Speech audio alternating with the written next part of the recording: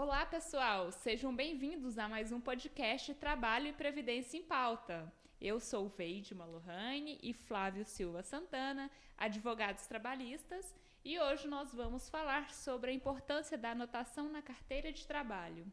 E o prazo que o empregador deve fazer a anotação e quais as consequências caso não seja realizada a anotação no tempo e na forma que a lei determina.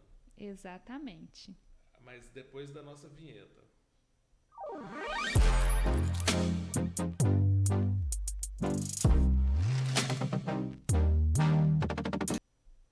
Antes da gente começar, a gente já vai pedir para que deixe o seu joinha e se inscreva para ficar por dentro dos nossos conteúdos.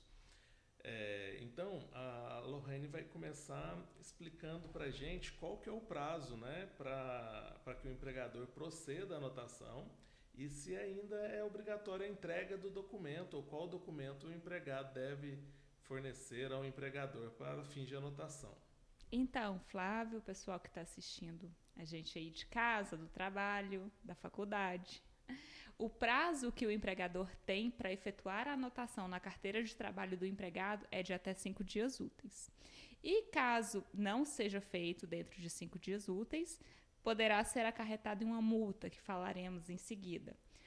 Mas quanto à segunda pergunta, com a reforma trabalhista de 2019 e com a atualização, a modernização que estamos vivendo atualmente, estamos utilizando muitos aplicativos e com isso veio a carteira de trabalho digital.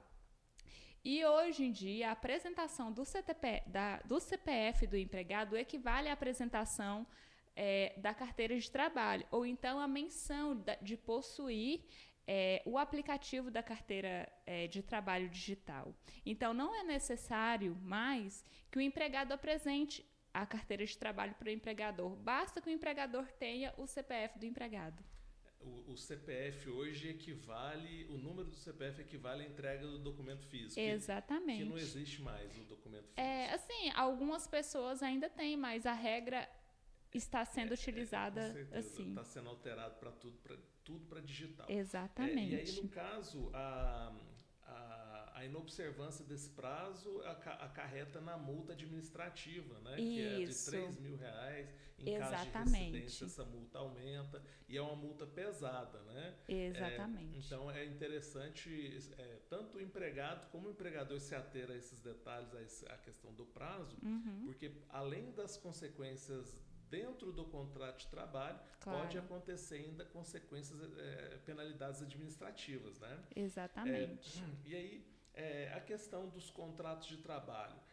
Existe alguma diferença entre o contrato com e sem carteira anotada? Lembrando que ambos respeitando o que a lei fala, né, para a configuração da relação de emprego. Então, Flávio, não existe nenhuma diferença para aquele empregado que tem ou não a carteira de trabalho. Se o empregado está sob a dependência econômica do empregador, pretende receber salário, não pode se fazer substituir e recebe, né, trabalha pessoalmente das 8 às 18 ou então com uma jornada, ordens, né? Cumprindo ordens, com a jornada de trabalho estabelecida, ele tem os mesmos direitos trabalhistas daquele empregado que tem a anotação na CTPS, porque a lei diz que essa anotação é uma simples formalidade, né? Sim, e está sujeita à penalidade administrativa, caso não seja anotado. Isso, e essas penalidades administrativas, só ressaltando, empresa,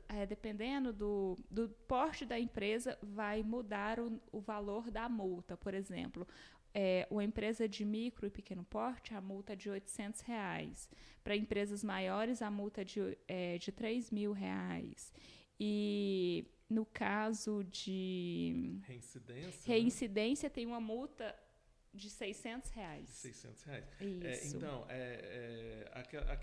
a questão do contrato ser ou não anotado, para fins de direitos trabalhistas, são os mesmos, né? Isso. É uma irregularidade administrativa, é uma inobservância de uma formalidade, mas não retira direito nenhum de um empregado. Não, mas só que essa falta de anotação pode gerar alguns reflexos no INSS.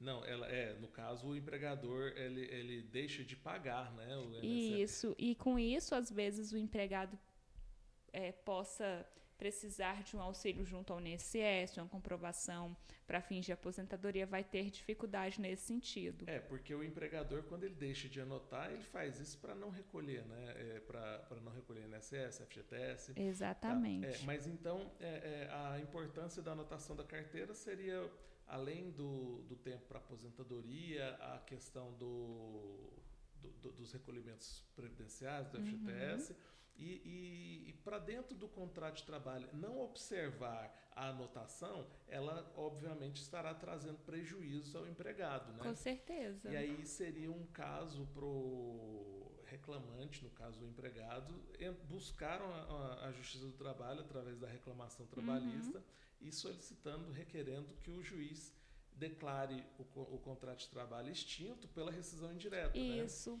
Ele obviamente objetiva o reconhecimento do vínculo e com o pagamento das verbas, né, rescisórias e, no caso, contratuais que deixaram de ser pagas, como INSS, FGTS. Então, por mais que se tente burlar e não anotar a carteira de trabalho, se eventualmente o empregado, ciente dos seus direitos, buscar a Justiça do Trabalho, o empregador vai acabar tendo que anotar e de forma mais onerosa, exatamente. Né? Porque poderá ainda haver multa administrativa, né? Poderá ainda multas por conta de não recolher o FGTS, INSS. Exatamente. E assim, Flávio, você que atua em muitos casos desse quesito, como que fica assim? É bem mais dispendioso para o empregador fazer a anotação? Tanto é que vai ter que fazer uma anotação retroativa. Então, essa questão da anotação, ela é complicada porque os órgãos competentes, né, no caso a Previdência, o FGTS, para recolher a Previdência, o INSS e o FGTS, vai ter multa. E havendo uma sentença, vai ser declarada a data de admissão e a data do afastamento.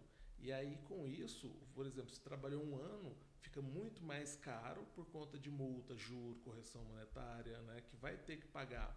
Então, para colocar em dia o INSS do empregado, que obteve o reconhecimento do vínculo e a rescisão indireta através, no caso, da Justiça do Trabalho, por conta da falta de anotação da carteira de trabalho, obrigatoriamente vai ter que ser feito todos os recolhimentos fiscais, previdenciários, né? Sim. Então é muito mais caro justamente por conta das penalidades administrativas, lá que vai ter juros, correção monetária, multa. Né?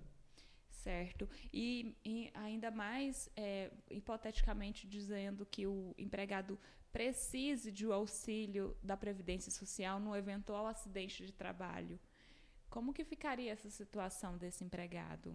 Levando em consideração que o empregador age de boa fé, ele teria que recolher todas as contribuições imediatamente. Mas não é o que acontece na realidade, né? O empregado, ele quando não tem a carteira assinada, a maior chance é de que ele fique em casa sem renda nenhuma, a não ser que ele tenha qualidade de segurado de outro contrato de trabalho. Mas se ele não tem a carteira assinada e se machuca e vindo a ficar afastado por mais de 15 dias, né? Para ter, por exemplo, a estabilidade acidentária, ele precisa de que esse contrato seja reconhecido, que seja na justiça. O vínculo empregatício seja reconhecido, que seja na Justiça do Trabalho. Mas, caso não seja necessária a Justiça do Trabalho, o empregador deverá recolher anotar a carteira e recolher tudo retroativo, para que o empregado possibilitar para o empregado receber o auxílio-doença, né, o benefício previdenciário. Exatamente. E é outra causa para rescisão indireta do contrato de trabalho, né? Caso o empregador não faça a anotação e o empregado esteja precisando do apoio do INSS nesse momento. O motivo para rescisão indireta é basicamente o empregador não cumprir com as obrigações contratuais e, consequentemente, estaria dando prejuízo, né? E aí isso seria uma quebra, né, na confiança que justifica a ruptura do contrato de trabalho. Lembrando que o contrato de trabalho é a regra, a continuidade do contrato de trabalho é a regra, né? Exatamente. E sobre essas multas, Flávio, o que a gente pode explanar mais para o pessoal? informando tanto para o empregador quanto para o empregado? Essas multas, elas são administrativas, né? Depende de fiscalização. E elas não se revertem em favor do empregado. Por exemplo, o Ministério do Trabalho, ele, através de seus auditores, né, de seus fiscais, eles comparecem até a sede da empresa, fiscalização de rotina. Sim. E essa fiscalização é cada vez mais ativa, né? Mais frequente.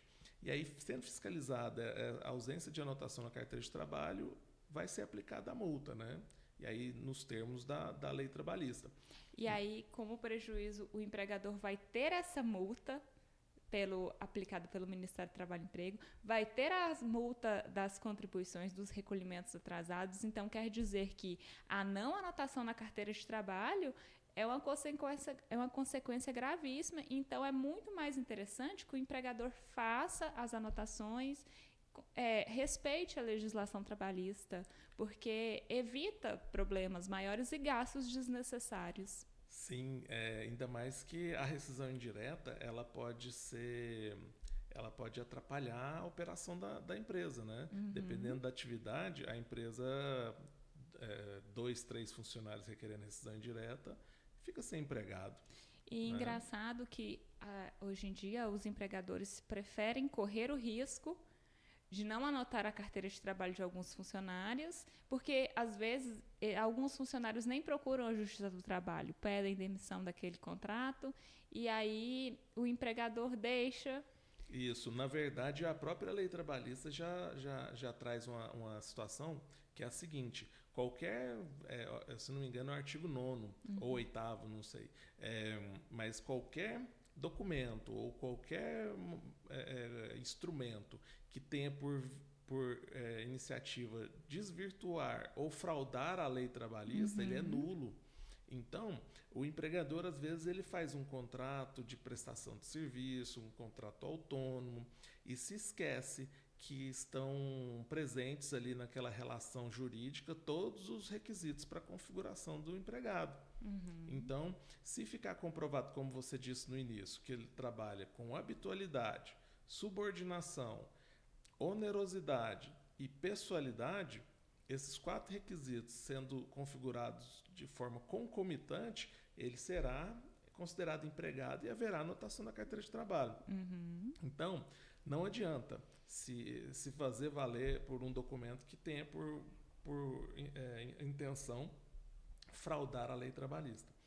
Porque se for o caso, o empregado buscando a Justiça do Trabalho vai ser reconhecido e vai ter que pagar tudo isso. Então, levando em consideração o que é o correto é que seja observada a lei desde o início da relação empregatícia, principalmente para evitar, né, a busca do judiciário, porque é caro, né? A tutela jurisdicional, ela tem um preço alto, né, para que seja um processo tramite, envolve muita gente, né? Então, o correto é que não se dê causa a um processo judicial. Exatamente. Até porque o empregador vai ter mais uma penalidade, que é pagar as custas judiciais em caso de sucumbência. E honorário de advogado, né? E os honorários. Aqui no artigo 37, Flávio, da consolidação, fala assim, ele traz uma hipótese em que o empregado pode fazer a denúncia para o órgão competente em caso do empregador se recusar a fazer a anotação. E aí, nisso, o fiscal vai pessoalmente até a empresa, sim, proceder à anotação dessa reclamação.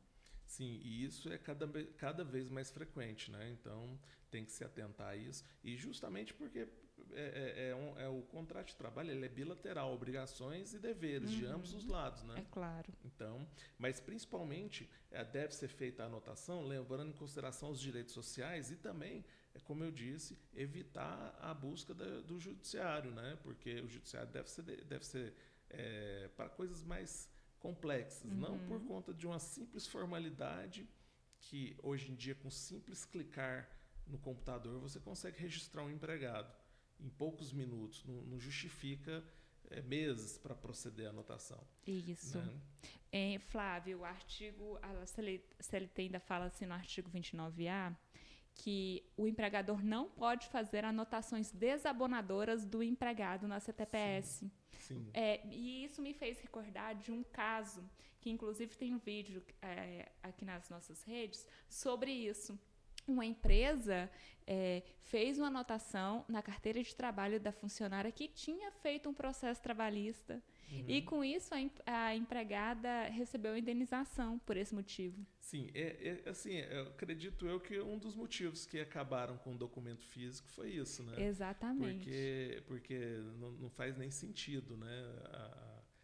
O intuito, claro, de prejudicar a empregada no próximo contrato de trabalho. Isso, porque é um documento que o empregado ele mantém com ele por muitos anos, né? Não vai trocar de carteira, não trocaria antigamente.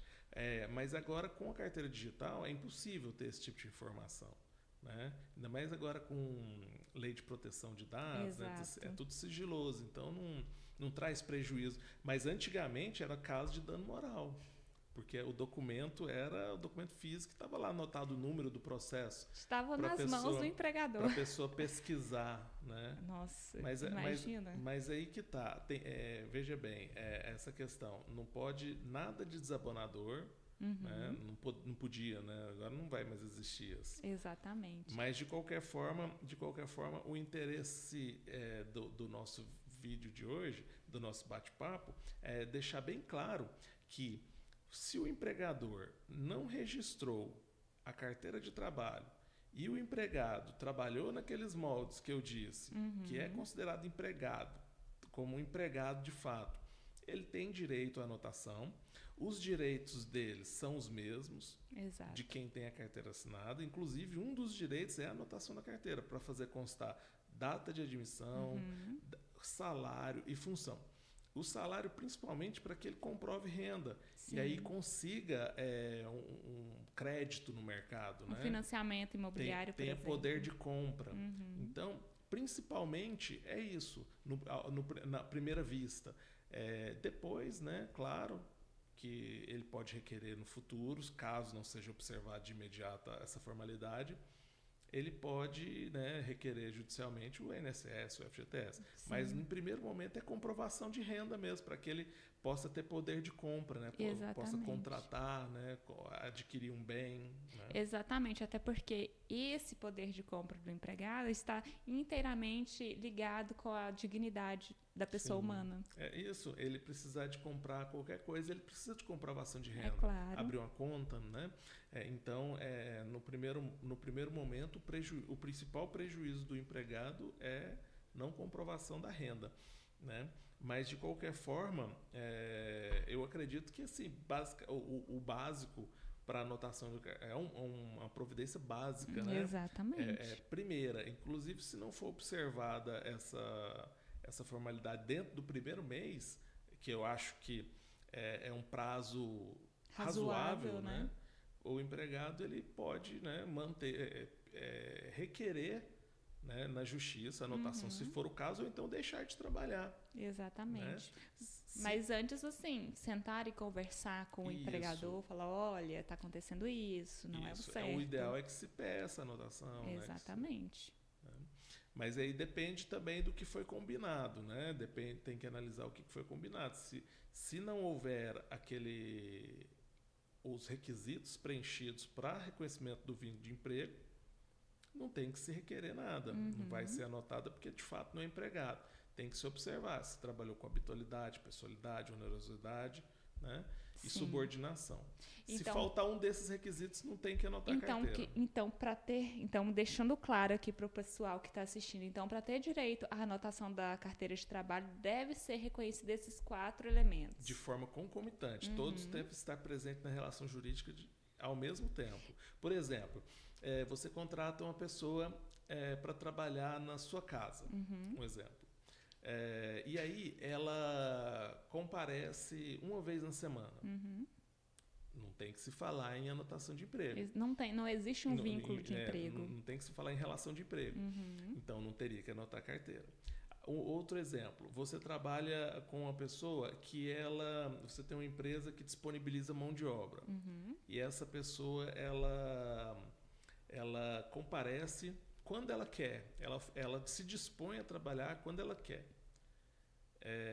não tem que se falar de subordinação. Exatamente. Né? Então, não é empregado. Então, tem que analisar caso a caso, né?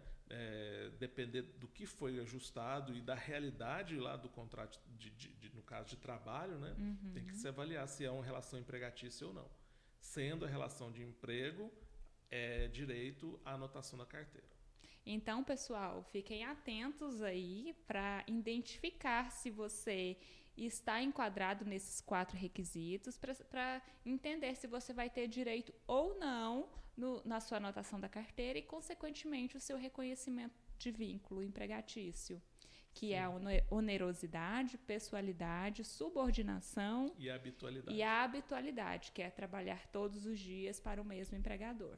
Sim, e sendo configurado todos esses requisitos de forma concomitante, é empregado e terá a anotação da carteira. Você disse agora e me veio à memória um caso que vi recentemente, que era um prestador de serviço de enfermeiros que iriam até as residências das pessoas, né?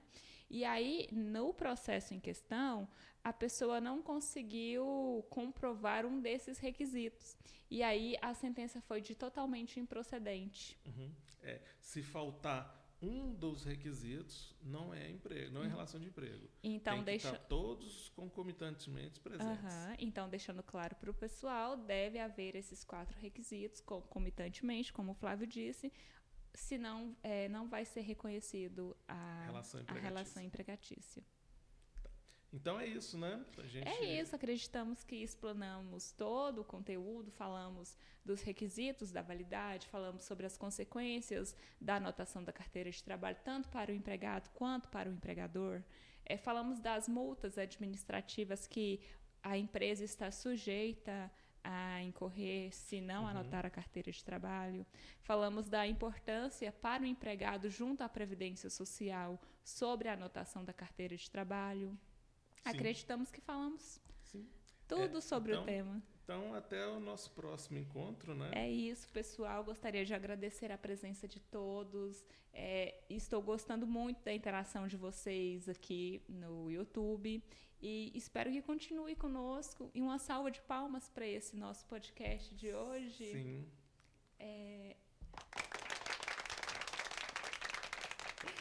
Então, pessoal, é isso. Até a próxima. Um abraço a todos.